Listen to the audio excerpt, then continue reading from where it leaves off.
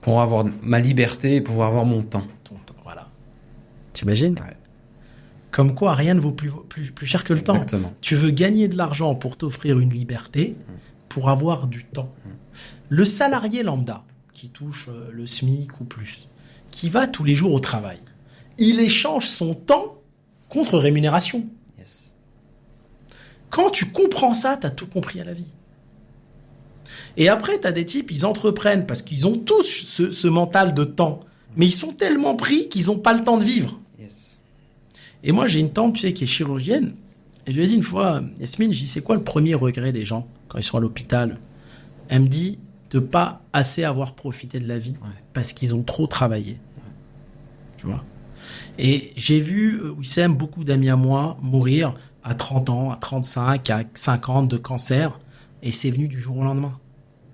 Donc, je pense qu'il faut jamais remettre à demain ce que tu peux faire aujourd'hui. Ça me dérange pas de travailler comme un dingue, ça me dérange pas. Mais il faut que derrière, j'ai le temps.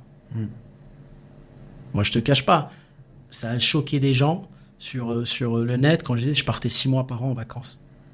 Mais parce que, tu vois, c'est choqué. Alors, quand j'étais en France, je bossais. Je prenais pas de samedi, dimanche, ça m'intéresse pas.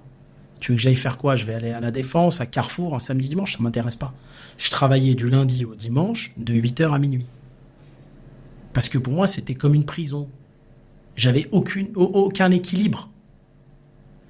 Je faisais tout mon taf le plus vite possible. J'essayais de faire 100 heures par semaine pour après fuir.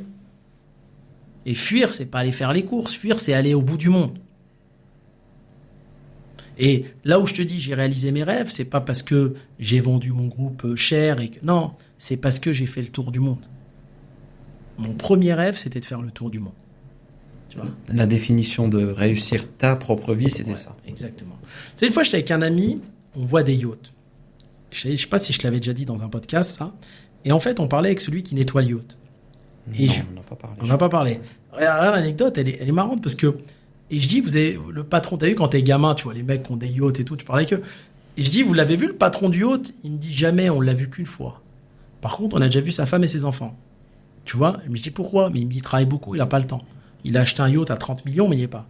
Et je disais à mon ami, je dis, tu préfères avoir un yacht, en profiter 2 jours par an, ou avoir un Zodiac et en profiter 6 mois par an ? Tu préfères quoi, toi ? C'est un choix. Le Zodiac, moi, je préfère. C'est un choix perso. Ouais, c'est clair. Le temps n'a pas de prix.